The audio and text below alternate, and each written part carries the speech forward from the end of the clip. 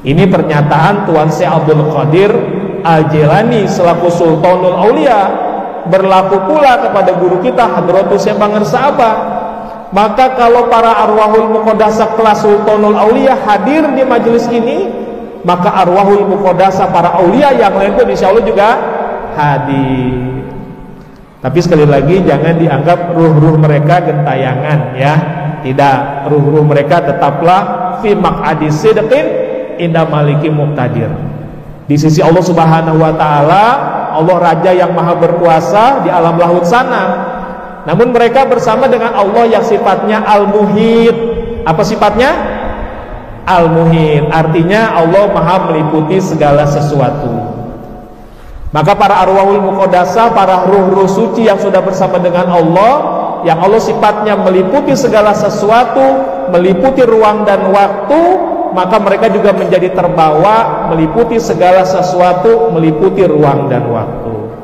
Jadi pada saat yang sama ruhnya di alam lahut, maka disikin maliki muqtadir.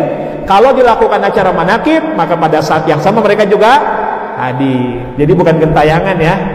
Kalau gentayangan itu, kalau misalnya pada hari ini ada 100 tempat yang melakukan manakib, bahkan 1000 tempat yang melakukan manakib, 1 juta tempat, maka itu ruhnya repot itu. Pertama hadir dulu di sini.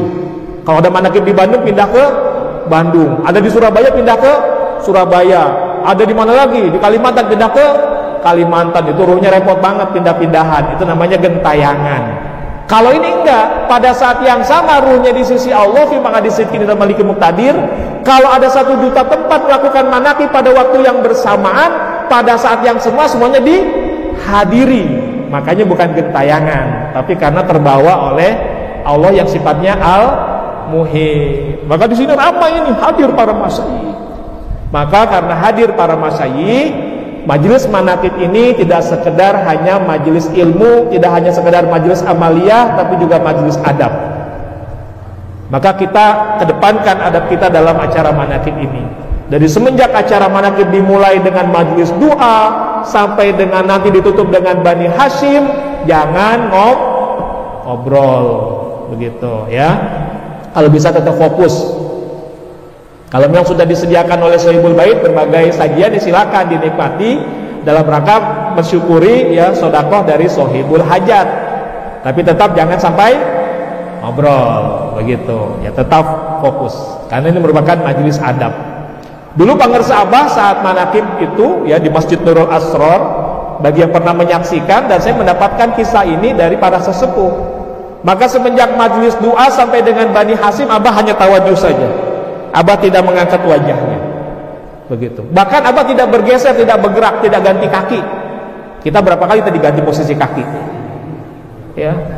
Abah itu tawajunya udah begini, diam, ya, nggak bergerak.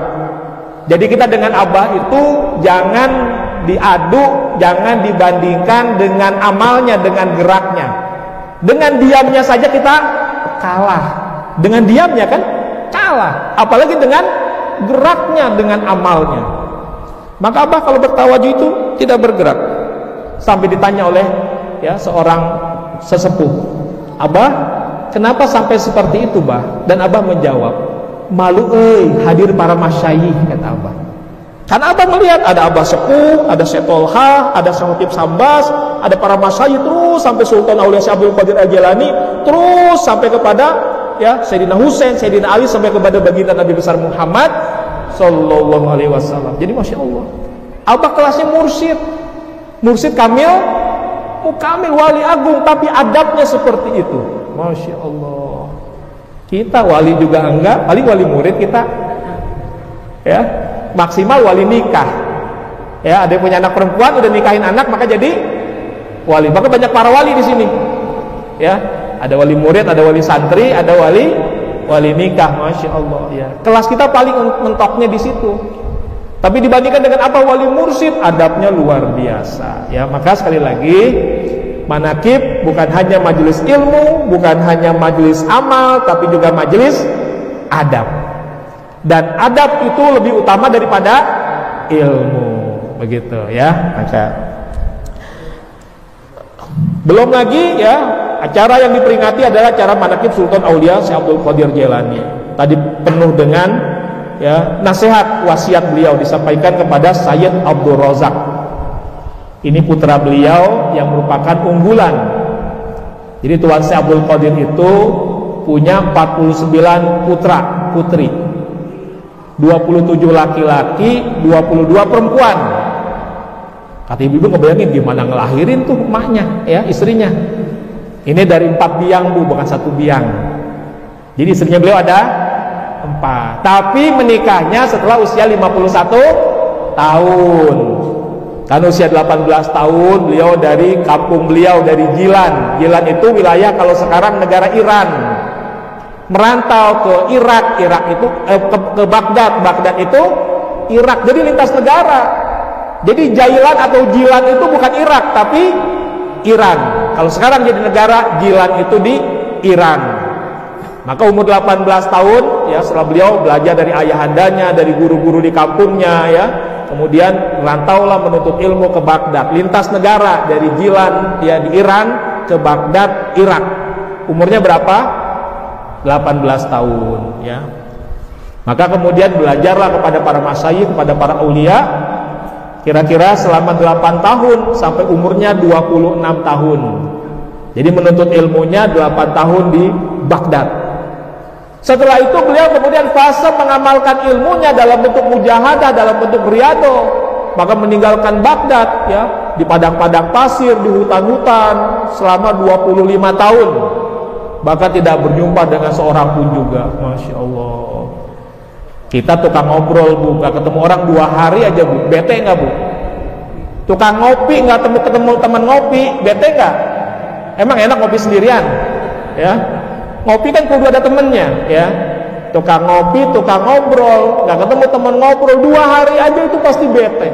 Tuan Syekh bukan hanya 2 hari, bukan hanya seminggu, bukan hanya sebulan, bukan hanya setahun, 25 tahun, Masya Allah. Jadi mengalahkan rasa bosannya, mengalahkan dirinya sendiri, mengalahkan hasrat syahwatnya, ditaklukkan ya, bahwa tidak ada yang lebih nikmat kecuali bersama dengan Allah. Walaupun secara lahiriah sendirian, kalau bersama dengan Allah hakikatnya nggak sendirian. Tapi walaupun beramai-ramai kayak gini nih, tapi goflah nggak bersama Allah, hakikatnya sendirian begitu. Jadi Tuhan saya walaupun sendirian, tapi senantiasa bersama dengan Allah, maka nggak bosen merasakan kebersamaan, kenikmatannya, Masya Allah ya. Maka setelah 25 tahun itulah kemudian beliau tampil ke halayak ramai, diperintahkan untuk menyampaikan dakwah ya, mendidik manusia menuju jalan Tuhannya, menuju ke jalan Allah, termasuk diperintah untuk menikah. Jadi menikahnya berdasarkan perintah dari Allah, diilhamkan ya, berdasarkan dengan diperintah oleh Rasulullah. Kan ada hadis Nabi jelas, an-nikahu sunnati, faman rogiba an sunnati falaisa minni. Menikah itu adalah sunnahku, maka siapa yang tidak suka dengan sunnahku maka tidak termasuk golonganku. Ini hati-hati nih yang masih jomblo nih. Ada yang masih jomblo sakinah mawaddah rahmah? Ada masih ada yang jomblo? Ini kalau jomblonya menyengaja untuk tidak menikah nggak boleh, tapi karena belum bertemu jodoh maka bersabar saja ya. Memang ketentuannya belum, tapi jangan berniat untuk tidak menikah, karena berarti tidak suka dengan sunnahnya Nabi. Jadi Tuan Syekh itu menikah atas perintah Allah ya, melalui Rasulullah Shallallahu Alaihi Wasallam. Maka karena perintah dari Allah, usia 51 tahun tadi ya, karena 18 menuntut ilmu sampai 26 tahun, 26 tahunnya mujahadah dan riyadhah selama 25 tahun, berarti usianya sampai 51 tahun. Maka ketika tampil ke halayak ramai, maka diperintah untuk menikah, untuk melaksanakan sunnah. Maka dari hasil pernikahannya menikahi 4 orang wanita solihah, mendapatkan 49 anak laki-laki dan perempuan, 27 laki-laki, 22 perempuan. Semuanya soleh dan solehah, Masya Allah. Kita punya anak 4, punya anak 5, ada sama aja yang bangor, bader gitu ya. Tuan Syekh 49 anak semuanya soleh dan solehah, melaksanakan perintah Allah, qu anfusakum wa ahlikum naro. Jagalah dirimu dan keluargamu dari api neraka ya. Maka ini menjadi kewajiban kita. Jadi manqobah tadi tersirat, oh ini Tuan Syekh ya, manqobah ke 51 tadi putranya Sayyid Abdul Razak, orang soleh. bahkan berderajat wali. Abdul Wahab apalagi putra pertamanya, itu derajatnya juga wali. Buktinya bisa menerima kehadiran malaikat Israil. Kalau bukan menerima kehadiran malaikat Israil, kan kedatangan malaikat Israil cuma satu tugasnya. Gitu. Pasti termasuk malaikat yang paling dihindari oleh bapak dan ibu. Pengennya ketemunya Jibril, ketemunya Mikail, Israil nanti dulu dah ketemunya. Pengennya ketemunya kan yang lain-lain dulu gitu ya. Tapi tadi Said Abdullah ketemu bukan untuk dicabut, untuk nganterin surat. Berarti makomnya wali enggak? Wali, ya. Jadi memang putra Tuan saya tadi, ya, di antara yang 49 laki-laki dan perempuan, yang unggulan ada 5. Tadi putra pertamanya Sayyid Abdul Wahab yang menerima surat Israil, ya. Punya gelar Saifuddin, pedang agama. Sebagaimana Tuan saya gelarnya Muhyiddin, yang menghidupkan agama. Kan kalau kita nyebut nama Tuan saya kadang ada tambahan, ya. Ada yang menambahkan Ila Hadratim Sultan Aulia Syekh Muhyiddin Abdul Qadir Al-Jilani. Muhyiddinnya gelar yang menghidupkan agama. Maka tadi putra pertamanya Sayyid Abdul Wahab, maka gelarnya adalah Saifuddin, pedang agama. Lalu ada lagi adiknya Syekh Isya, itu gelarnya adalah Syarafuddin, kemuliaan agama.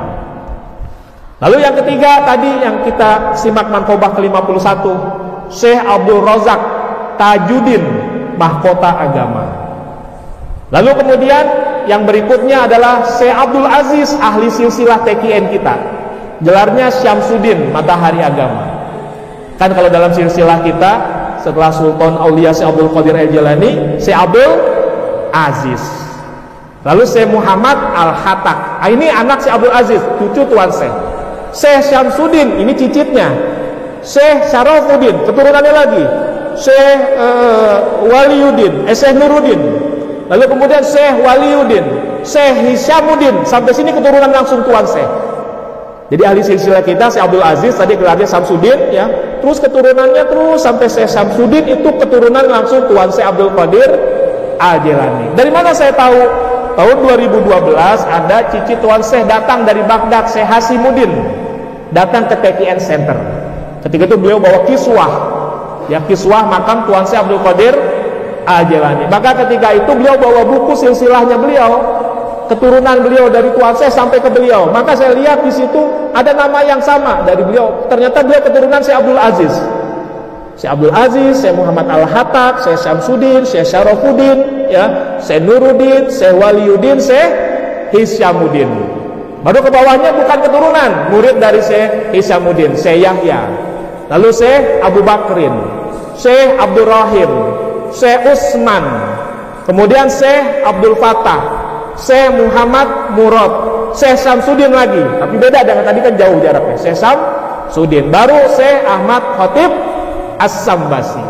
Baru di kita ada Syekh Tolha. Tapi Syekh Khatib punya muridnya banyak, ya. Salah satunya Syekh Tolha. Baru Syekh Abdullah Mubarak Abah Sepuh. Baru Pangarsa Abah Syekh Ahmad Sohibul Wafatajul Arifin. Itu jadi sanadnya. Kita dari Syekh Abdul Aziz. Jadi gelarnya apa? Syamsuddin.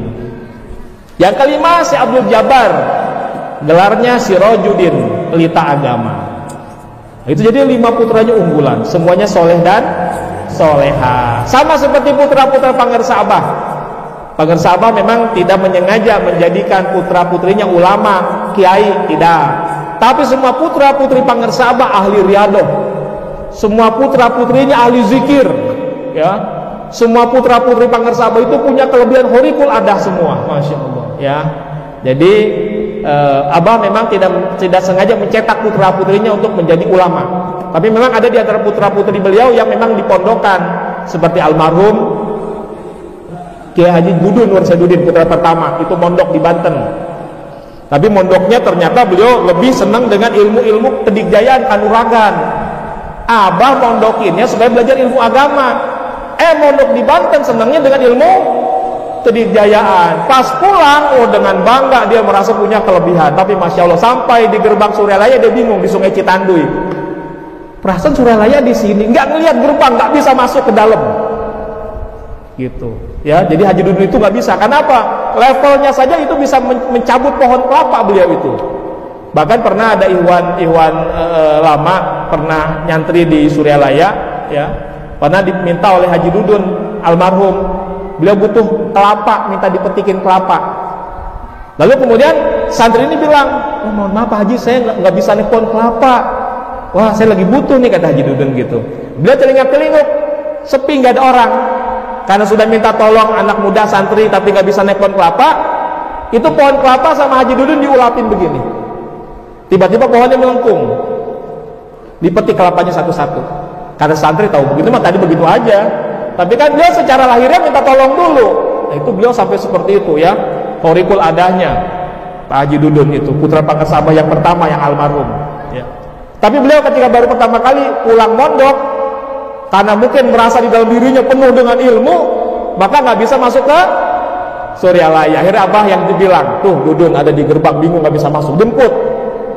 Maka dijemput sama salah satu orang yang diutus oleh Pangersa Abah dari madrasah ke gerbang depan itu udah depan bingung, muter-muter nggak ketemu pintu masuk ke Suryalaya. Termasuk putra Abah yang mondok itu almarhum Pak Haji Kankan Zulkarnain. Itu baca kitabnya bagus, ilmu nahu sorobnya bagus, karena ngajinya di Babakan Tipar.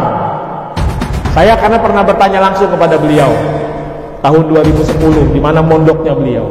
Beliau bilang di Babakan Tipar.